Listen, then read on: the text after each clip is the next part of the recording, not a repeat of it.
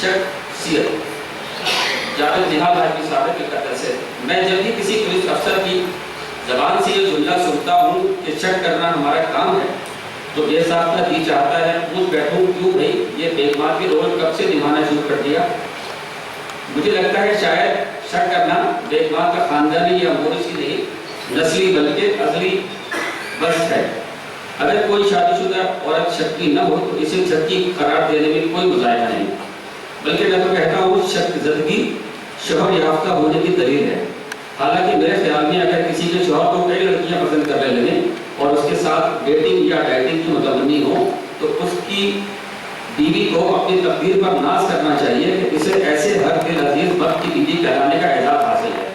مگر تنگ ذہنی اسے اپنی خوش قسمتی پر نازا ہونے دے تب نہ. بیگم کو لاکھ سمجھایا کہ یہ کیا عورتوں کی طرح ہمیشہ شوہروں کو اپنے قبضے پر ہی مقیم رکھنے کی بات کرتی رہتی ہیں. کشادہ ذہنی اور فراق دلی کا ثبوت دیجیے, بلند خیالی کا مظاہرہ کیجیے.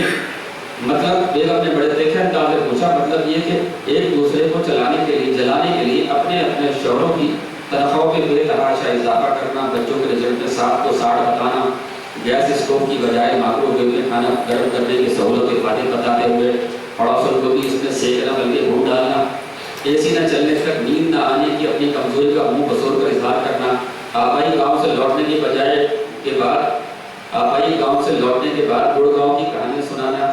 یہ سب خوبصورت طریقے ہو چکے ہیں جس سے خواہ پڑوسی کے دل میں حسد اور پھر ضرورت پیدا ہونے کا احتمال ہوتا ہے. لہلے پہلے کی صورت میں جوابی حملے برداشت نہ ہونے پر خود اپنے شوہر کو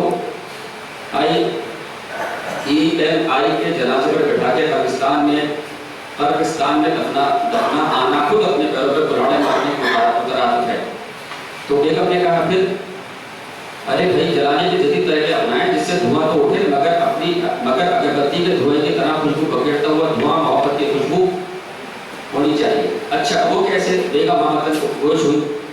اب یہ بھی نہیں سوچوں. بیگم کو تو خاموش کر دیا مگر میں کو سوچتا رہ گیا کاش یہ کچھ اس طرح کی باتیں کر سکتی. میرے شوہر اتنے ہینڈسم ہیں کہ اس عمر میں ان کے دفتر کی 9 لڑکیاں ان پہ پڑتی ہیں.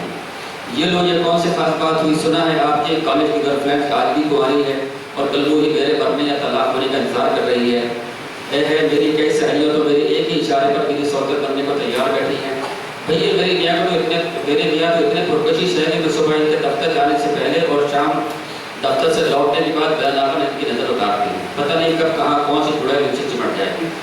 مجھے تو دعا تعویذ پر بھی پورا بھروسہ نہیں ہوتا, اس لیے تو رامو کو میں الگ سے 500 روپے ماہانہ دیتی ہوں کہ روزانہ دفتر کھانا پہنچانے کے بعد دفتر کی ساری سنبل لے کر مجھے طلب ہے.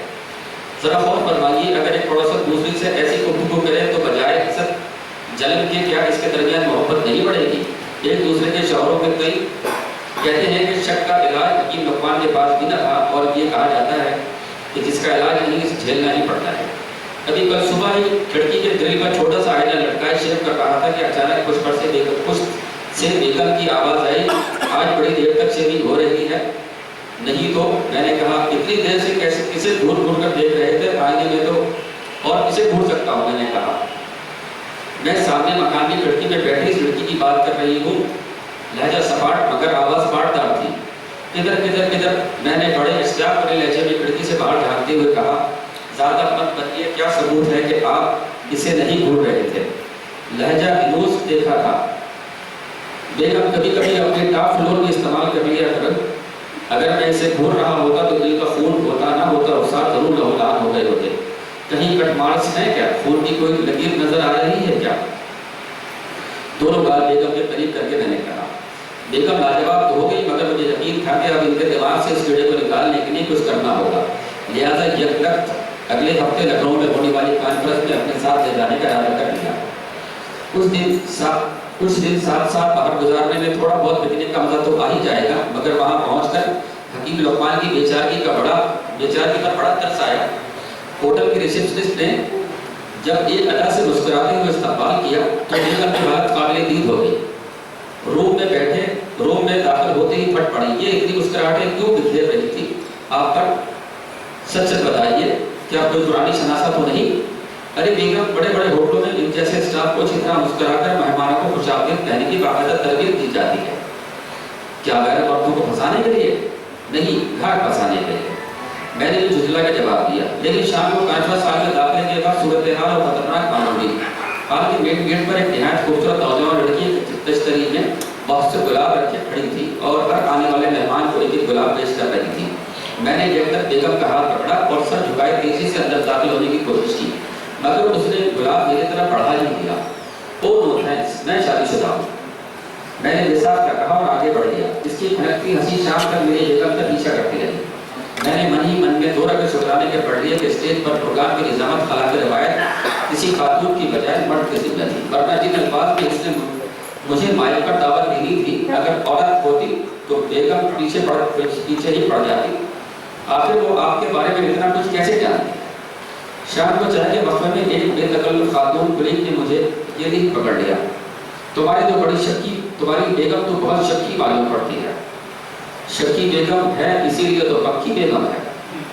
میرا جواب سن کر اس نے زوردار تہلکا لگایا، آہستہ آہستہ بولو، مرواؤ بھی کیا؟ میں نے اس کی جنب جھک کر سرگوشی کی۔ اوکے اوکے، اس نے سمجھتے ہوئے چاروں طرف دیکھا۔ ایک ہم ہیں، ایک دوسرے کو اتنا اعتماد کرتے ہیں کہ ہمیں ایک دوسرے کی موبائل اور فیس بک اکاؤنٹ کے پاسورڈ تک معلوم ہے۔ میں نے ایک فلک شگاف کہکہے کا گلا گھونٹتے ہوئے کہا، یہ اعتماد نہیں، شک کی دلیل ہے۔ اعتماد ہونے پر پاسورڈ جانے کی خواہش ہی نہیں ہوتی۔